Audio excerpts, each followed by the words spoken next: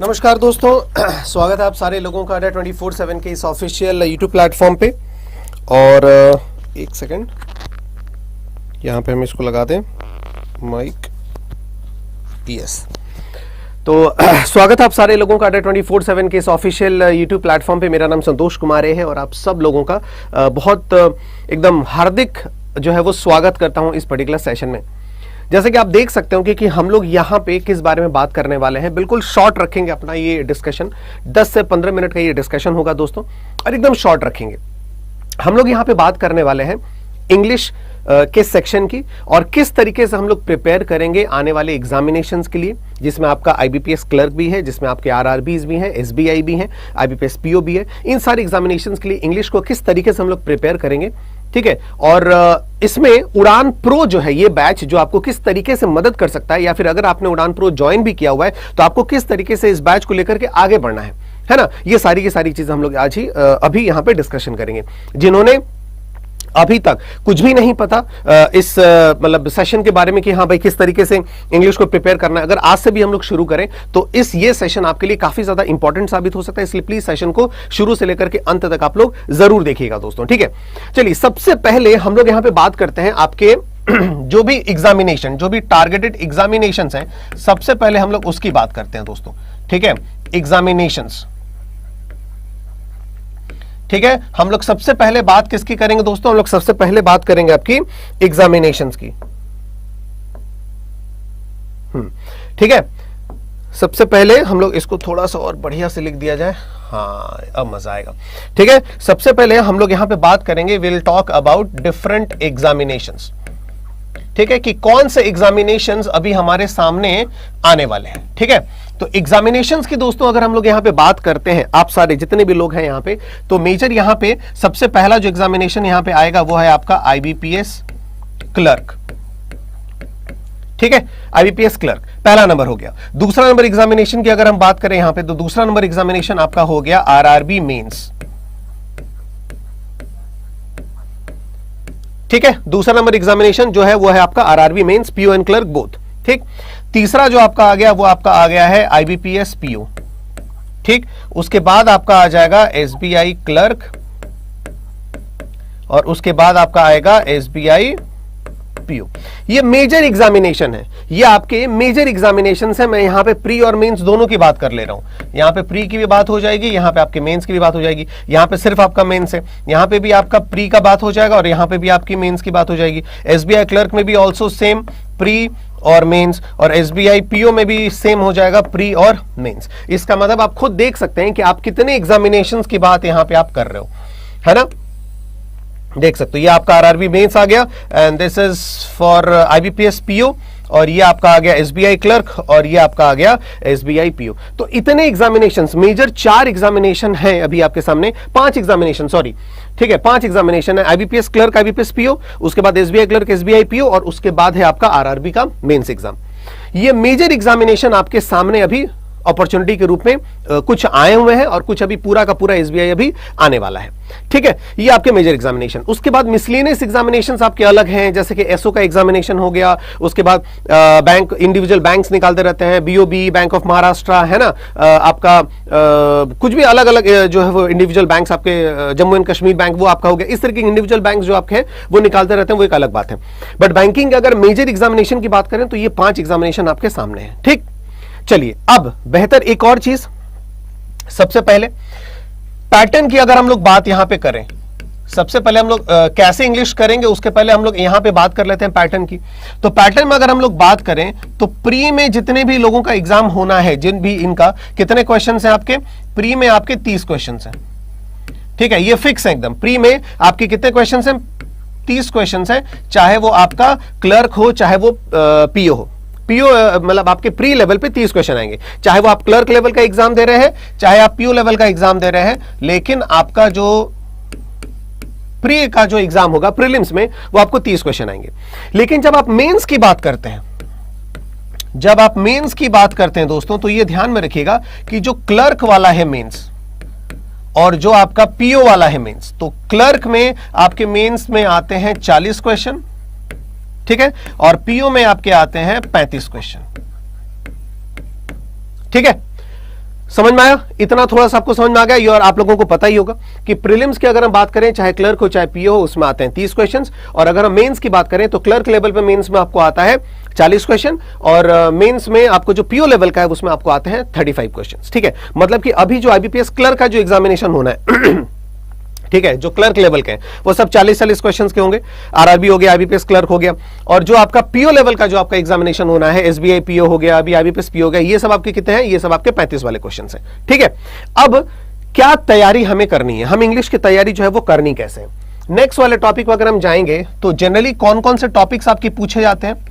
Errors आपके पूछे जाते हैं, ठीक है, फिलर्स आपका पूछा जाता है, क्लोज टेस्ट आपका पूछा जाता है यहां पे, ठीक है, आपका वर्ड स्वैप आपका पूछा जाता है, या फिर वर्ड अरेंजमेंट जिसको हम लोग बोलते हैं, ठीक है, मिस स्पेल्ट आपका पूछा जाता है। अब इनमें से बहुत सारे प्री के केवल टॉपिक हैं, ठीक है, स्टार्टर्स आपका पूछा जाता है, ठीक, स्टार्टर्स आपका पूछा जाता है, फिर आपका मैच द कॉलम्स आपको पूछा जाता है। तो इनमें से बहुत सारे जो टॉपिक हैं वो आपको, उसके बाद मैच द कॉलम हो गया, फिर फ्रेज रिप्लेसमेंट हो गया, बहुत सारे टॉपिक इसमें से क्या है आपके, इसमें आपके केवल प्री वाले हैं, और बहुत सारे टॉपिक हैं जो आपके केवल मेंस वाले हैं, और कुछ जो है वो कॉमन है। जैसे इसके बाद आपका यहाँ पे आपका क्या हो गया, पैराजंबल आपका हो गया, ठीक है, उसके बाद आपका आरसी हो गया, ठीक। तो 1 2 3 4 5 6 7 8 9 10, ये जो 10 आपके यहां पे टॉपिक हैं, ठीक है, यही आपके इंग्लिश में आते हैं, ठीक है। इनमें से जैसे कि मिस स्पेल्ट हो गया, वो जनरली आपको मेंस में नहीं देखा जाता है, ठीक है। स्टार्टर्स हो गया, ये जनरली आपको प्री में नहीं देखा जाता है। इस तरीके के क्वेश्चंस हो गए, जैसे कि अब वर्ड स्वैप हो गया, वर्ड स्वैप हो गया, एरर हो गया, फिलर्स हो गया, क्लोज टेस्ट हो गया, पैराजंबल हो गया, आरसी हो गया, ये सब कॉमन है। फ्रेज रिप्लेसमेंट हो गया, ये सब कॉमन है जो प्री में भी आते हैं और आपके मेंस में भी आते हैं, बस लेवल थोड़ा सा ऊपर नीचे होता है। लेवल क्या होता है, थोड़ा सा ऊपर नीचे होता है। अब मैं आता हूं आपको डायरेक्ट बात पे कि जो घर से प्रिपरेशन कर रहे हैं दोस्तों, ठीक है, अब हम यहां पे बात कर रहे हैं प्रिपरेशन स्ट्रेटेजी की, एकदम कोई भी इधर उधर की बातें नहीं, एकदम ठीक है, सीधा डायरेक्ट पॉइंट पे मैं आता हूं, कैसे प्रिपरेशन आप करेंगे। देखो, अब एक बात मैं बता दूं, सबसे पहले प्रिपरेशन करने से पहले एक चीज तो ध्यान में रखिएगा कि अब आपको टारगेट लेके चलना पड़ेगा, ठीक है। पहले का वो आपका जमाना एक अलग था, पहले के क्वेश्चन पेपर भी अलग थे, पहले के सिचुएशंस, ठीक है ना, कट ऑफ वो सब अलग टाइप के आते थे। कंपटीशन पहले का अलग था कि सिर्फ क्वालिफाइंग मार्क्स सोच कर क्या पढ़ते, सर बस इंग्लिश में पास हो जाए, बाकी मैथ और रीजनिंग में नंबर उठा लेंगे तो भी चीजें चल जाया करती थी। लेकिन अब ऐसा नहीं होने वाला। अब आपको पता है, इंग्लिश अगर आपकी वीक है तो आपका सिलेक्शन 99.99% नहीं हो सकता। क्यों? इसलिए क्योंकि मैथ, और ये मैं बार बार ये बात बहुत बार आपको दोहराता हूं, क्योंकि मैथ्स और इंग्लिश में जनरली मार्क्स जो होता है ना, वो एवरेज में ही सबके आते हैं, ठीक है। अगर डिफरेंस भी होता है तो ज्यादा डिफरेंस नहीं होता जो आपके मार्क्स आते हैं मैथमेटिक्स और रीजनिंग में एस्पिरेंट्स के। लेकिन जो बहुत बड़ा गैप जो क्रिएट करता है ना, वो गैप आपको क्रिएट करता है इंग्लिश ही सब्जेक्ट क्रिएट करता है। जैसे कि अगर आप, जो हम लोग कहते हैं ना कि सर मतलब ओवरऑल कट ऑफ जो है ना वो निकल तो गया, लेकिन सर बहुत ज्यादा मार्क्स नहीं आए। वो बहुत ज्यादा मार्क्स क्यों नहीं आए होंगे? इसलिए क्योंकि तुम्हारी इंग्लिश में जो है वो मार्क्स ज्यादा नहीं आए होंगे, क्योंकि मैथमेटिक्स और रीजनिंग में प्राय मार्क्स आ ही जाएंगे ज्यादा। तो ये ध्यान में रखिएगा, है ना, कि स्कोरिंग तो है मैथमेटिक्स और रीजनिंग, नो डाउट, बहुत बढ़िया, लेकिन जो एक सब्जेक्ट ये अगर किसी का अच्छा हुआ ना इंग्लिश, तो ये आपको और ज्यादा एडवांटेज दे देता है, ये ध्यान रखिएगा। और यही वो सब्जेक्ट है जो कंफर्म करता है आपके सिलेक्शन को, ये ध्यान रखना है, ठीक है। और अब तो आपके आईबीपीएस पीओ के एग्जामिनेशंस आ गए, सारी की सारी चीजें, ठीक है। तो प्रिपरेशन स्ट्रैटेजी रखने से पहले आप एक बात ध्यान में रखिएगा कि पीओ लेवल का जो एक आपके क्वेश्चंस होते हैं इंग्लिश के, है ना, पीओ लेवल में, उनमें एक आपका डिस्क्रिप्टिव भी है, उनमें एक आपका क्या है, डिस्क्रिप्टिव राइटिंग भी है, जो आपको इंग्लिश में लिखना पड़ता है। और इसके लिए आपको क्या क्या लिखना पड़ता है, एक लेटर लिखना पड़ता है और उसके बाद एक आपको ऐसे लिखना पड़ता है। और इसमें सबसे पहला जो चेक लगता है ना, सबसे पहला जो चेक लगता है कि हाँ भाई ये आपका ये फैक्टर है, इस फैक्टर को सबसे पहले यहां पे लगाया जाता है कि इस फैक्टर के अकॉर्डिंगली सबसे पहले हम चेक करेंगे ऐसे। और आपको लेटर राइटिंग, वो पता क्या, वो है ग्रामर। अगर आपकी ग्रामर ही गलत है, अगर आपकी टेंसेस वहां गलत हो रही है, वर्ब सब कुछ गलत हो रहा है, लिख नहीं पा रहे हैं सही तरीके से, बहुत सारे ग्रामेटिकल मिस्टेक्स हो रहे हैं, तो आपको कोई फेल होने से नहीं बचा सकता। ये बिल्कुल कड़वी सच्चाई है। और इसलिए आपको इंग्लिश में बहुत ज्यादा ध्यान रखना पड़ेगा अगर आप पीओ लेवल के एग्जामिनेशंस को आपने अपना टारगेट बनाया हुआ है, एसबीआई पीओ, आईबीपीएस पीओ, क्योंकि उसमें डिस्क्रिप्टिव है दोस्तों, सीधी सादी बात है, ठीक है। अब देखो कैसे करना है प्रिपरेशन स्टडी। आपको अभी से मान के चलना पड़ेगा कि मुझे करना है भाई 30 आउट ऑफ 30 मुझे अटेम्प्ट करने हैं, और मुझे स्कोर करना है 25, 26, 27, मुझे स्कोर करना है 30 में। मुझे एनी हाउ स्कोर करना है, क्योंकि ये पॉसिबल है। अब लास्ट 2 साल की अगर हम बात करें तो इंग्लिश में अब ये पॉसिबल है, जिन्होंने ध्यान दिया है, जिन्होंने सीरियसली लिया है, जिन्होंने प्रैक्टिस किया है, जिन्होंने अपना बेस मजबूत किया है, जो कॉन्सेप्ट वाइज लेकर के चले हैं, चैप्टर वाइज पढ़े हुए हैं, मजबूत किया उन्होंने अपनी सारी सब कुछ चीजें इंग्लिश में, उन्होंने स्कोर किया है 26-27। और अच्छे अच्छे स्टूडेंट्स ने भी किया है, और जो थोड़े से वीक स्टूडेंट थे उन्होंने भी काम करने के बाद 24-25 इतना सब स्कोर किया है भाई। ऐसा हो सकता है, ठीक है। तो ये बिलीव, ये जो ट्रस्ट अपने आप में लेकर के चलना पड़ेगा दोस्तों, ठीक है। चलिए अब प्रिपरेशन स्ट्रेटेजी कैसे आपको करें। सबसे पहले तो बात है भाई कि आपको चैप्टर वाइज करना ही पड़ेगा। चैप्टर वाइज आपको पूरा का पूरा स्टडी आपको करना है। सबसे पहली बेस वर्ड यही है कि आपको चैप्टर वाइज लेके चलना ही है। अगर आप चैप्टर वाइज लेके नहीं चल रहे हैं तो आपको बहुत मुश्किल होने वाली है, ठीक है। इसलिए क्योंकि जैसे बाय चांस मान लेते हैं कि हमने शुरू किया जो टॉपिक वाइज हम लोग लें, देखो ये एक डिफरेंस है आपके मैथ्स, रीजनिंग और इंग्लिश में। मैथ्स में आप डायरेक्ट टॉपिक लेकर के चल सकते हैं। हाँ भाई चलो आज हम लोग पढ़ेंगे प्रॉफिट एंड लॉस, आज हम लोग पढ़ेंगे परसेंटेज, आज हम लोग पढ़ेंगे कोडिंग एंड डिकोडिंग, आज हम लोग पढ़ेंगे पजल। डायरेक्ट टॉपिक को लेकर आप चल सकते हैं टॉपिक वाइज। लेकिन इंग्लिश में आपने मुझे देखा होगा मैं कभी भी टॉपिक वाइज नहीं बोलता हूं, मैं सबसे पहले बोलता हूं चैप्टर वाइज, और उसके बाद आता है आपका, उसके बाद मैं आपको बोलता हूं टॉपिक वाइज। क्यों बोलता हूं, ठीक है, ऐसा क्यों बोलता हूं? ऐसा मैं इसलिए बोलता हूं कि इंग्लिश में टॉपिक का मतलब होता है एरर डिटेक्शन। लेकिन क्या बिना ग्रामर पूरी की पूरी पढ़े आप एरर डिटेक्शन कर पाएंगे? नहीं कर पाएंगे। चलिए क्लोज टेस्ट पढ़ते हैं। क्या पूरी ग्रामर जाने बिना आप क्या क्लोज टेस्ट कर पाएंगे? नहीं कर पाएंगे। मैंने बहुत लोगों को सुना भी है कि ग्रामर के जो है जरूरी नहीं है बैंक्स में, एकदम गलत बोलते हैं वो, ध्यान रखिएगा। इसलिए क्योंकि भाषा है।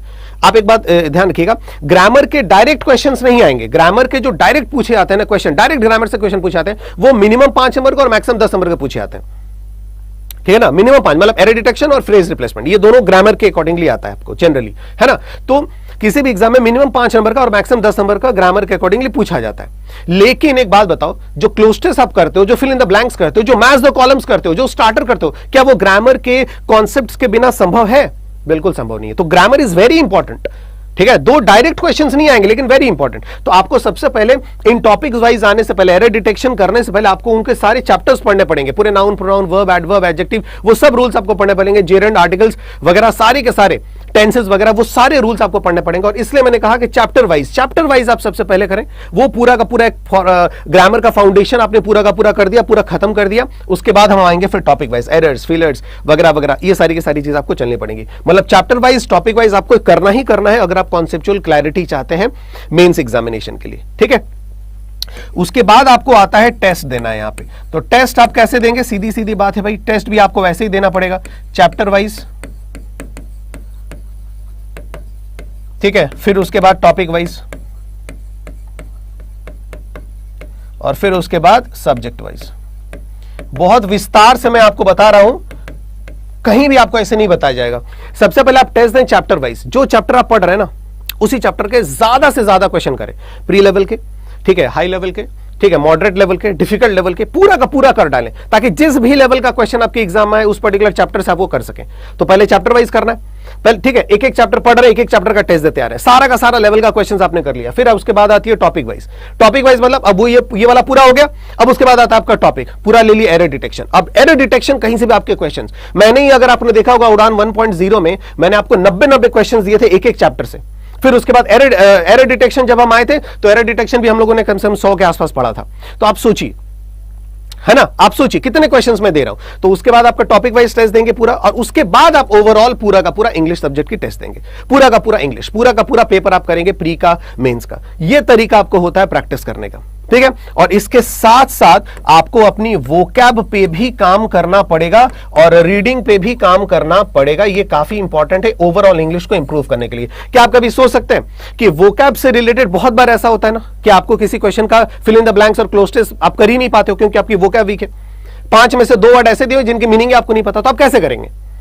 ठीक है। तो ये ध्यान में रखिएगा कि इंग्लिश को अगर इंप्रूव आपको करनी है ना, तो एक ओवरऑल स्ट्रेटेजी आपको चाहिए, एक ओवरऑल स्ट्रेटेजी आपको चाहिए। आप सिर्फ एक चीज इंप्रूव करके इंग्लिश को इंप्रूव नहीं कर सकते। अगर इंग्लिश में आपको अच्छा स्कोर करना है तो आपको कॉम्प्रिहेंसिव स्टडी करना पड़ेगा, आपको वोकैब भी अच्छी अपनी करनी पड़ेगी, उसके पीछे भी आपको काम करना पड़ेगा, रीडिंग भी आपको डेली प्रैक्टिस करनी पड़ेगी, ठीक है। और उसके साथ साथ पूरा ये जो कॉन्सेप्चुअल क्लैरिटी है पूरा चैप्टर वाइज, वो भी आपको डेली पढ़ना है, ठीक है, वो भी आपको डेली पढ़ना है। अब मैं आपको बताता हूं कि आप खुद से अगर पढ़ रहे हैं वो चीजें बिल्कुल सही हैं, ठीक, लेकिन मैं आपको ये बताता हूं कि आपको करना क्या है। आपको 2 चीजें करनी है। पहली बात, आपको वाईटी पे ठीक है, सुबह 11 बजे से आपको जुड़ना है। ये 2 काम आपको करना है इंग्लिश के लिए, ठीक है। हर दिन सुबह आप 11 बजे YT पे आप जुड़ेंगे मुझसे, जो कि एक फ्री सेशन है YouTube पे। आप सारे के सारे लोग फ्री सेशन में आप लोग मुझसे जुड़ेंगे सुबह 11 बजे। डेली आप रूटीन बना लें, सुबह 11 बजे आपको जुड़ना है इंग्लिश के लिए, ठीक है। और YT पे ही सुबह आपको 8 बजे जुड़ना है। बहुत सारे लोग आप में से जानते भी होंगे, ठीक है, बहुत सारे लोग आप में से जानते भी कि सुबह 8 बजे का सेशन क्या होता है। इस सुबह 8 बजे का ये भी आपका फ्री सेशन है। और यहां पे मैं कौन सा सेशन लेता हूं, यहां पे मैं आपका एडिटोरियल लेता हूं। और इस एडिटोरियल में क्या होता है दोस्तों, इस एडिटोरियल में मैं आपके 2 चीजों के ऊपर हम लोग यहां पे काम करते हैं, एक वोकैब और दूसरा आपकी रीडिंग और अंडरस्टैंडिंग, है ना। ये 2 चीजों के ऊपर काम होती है। तो ये 2 टाइम पे आपको आना है, एक तो 11 बजे वाले सेशंस में और दूसरा आपको 8 बजे वाले सेशंस में। आप ये दिमाग में बैठा लें बात कि YouTube पे आपको 2 बार आना है, एक सुबह 8 बजे, एक सुबह 11 बजे, ठीक है। अब इसके बाद आगे और क्या करना है, आगे आपको adda247.com पे जाना है और यहां पे आपको टाइप करनी है, यहां पे आपको टाइप करना है, मैं डायरेक्ट अपने उड़ान प्रो के बारे में आपको बताता हूं कि वो आपको कैसे मदद करेगी। देखिए उड़ान प्रो आ गया, देखो ये आ गया ना उड़ान प्रो। अब ध्यान से देखना, ये रहा उड़ान प्रो, ठीक। इसको क्लिक करते हैं। अब इस एक सिंगल बैच में मैं आपको क्या क्या दे रहा हूं, ध्यान रखो। कोर्स हाइलाइट्स, ठीक है। सबसे पहले समझना कोर्स हाइलाइट आपका क्या है। सबसे पहले देखो लिखा हुआ है उड़ान 3.0, यहां पे लिखा हुआ है। तो इस एक उड़ान प्रो बैच में आपके 3 बैचेस मैं आपको यहां पे दे रहा हूं। मतलब एक एस्पिरेंट इंग्लिश में जिस सेक्शन में तकलीफ महसूस करता है, जिस सेक्शन में उसके मार्क्स कम आते हैं, उन सारे सेक्शंस का मैंने अलग बैच बना दिया है। और उन सारे सेक्शंस को आप बिल्कुल अलग तरीके से पढ़ेंगे, थोड़ा नहीं पढ़ना है। जैसे कि आप जैसे होता है ना कि अगर हम पूरा का पूरा इंग्लिश पढ़ा रहे हैं तो उसमें अगर कोई एक सेक्शन कमजोर है तो उसके पीछे मैं ज्यादा समय नहीं दे पाऊंगा, क्योंकि मैं पूरा पढ़ा रहा हूं। तो मैंने इसमें क्या किया, उड़ान प्रो में आपके 3 बैचेस को मैंने इसमें ऐड किया हुआ है। और वो तीनों बैचेस अगर आप देखेंगे कि कौन कौन से हैं तो आपको बहुत ही शानदार सी चीज लगेगी कि सर वाकई मजा आ गया। ये तीनों बैचेस कौन कौन से हैं, अब ध्यान से समझिएगा तीनों बैचेस कौन कौन से हैं। पहला बैच है आपका उड़ान 3.0। उड़ान 3.0 आपको क्या है, बिल्कुल इंग्लिश फाउंडेशन कोर्स है। पूरी की पूरी सिलेबस आपको कंप्लीट करना है। मैंने पहले बोला ना, सिलेबस आपको कंप्लीट करना है, पूरे चैप्टर वाइज आपको पढ़ना है। तो यहां पे उड़ान 3.0 जो है, जो सबके आपको पता ही यार, उड़ान 1.0, उड़ान जो आपने ही ब्रांड बनाया है इसको, तो उड़ान 3.0 जो है वो इंग्लिश का फाउंडेशन बैच है, ठीक है। पूरा conceptual clarity, chapter wise, topic wise सारी चीजें कवर होंगी, पूरी एंटायर सिलेबस ये आपका है 3.0 उड़ान, ठीक है। तो ये बैच इसमें आपका मौजूद हो गया उड़ान प्रो में। दूसरा बैच आपका है जो आपका लिखा हुआ है आरसी, रीअरेंजमेंट ऑफ सेंटेंसेस और क्लोज टेस्ट। सोचो ये वाला जो 3 पोर्शन है, एक आरसी, एक पैराजंबल और एक क्लोज टेस्ट, ये कितना इंपॉर्टेंट है, कितना वेट है इस सेक्शन का। जो डीआई का वेट होता है, जो पजल सिटिंग अरेंजमेंट इसका वेट होता है, वही वेट है आपका पैराजंबल, आरसी और क्लोज टेस्ट का। और सोचिए मेंस में जो 35 नंबर के क्वेश्चन आते हैं उसमें 20 से 22 नंबर तो यही आता है। तो अगर आपका यही सेक्शन कमजोर है तो सोचो कितना लॉस आपको होगा।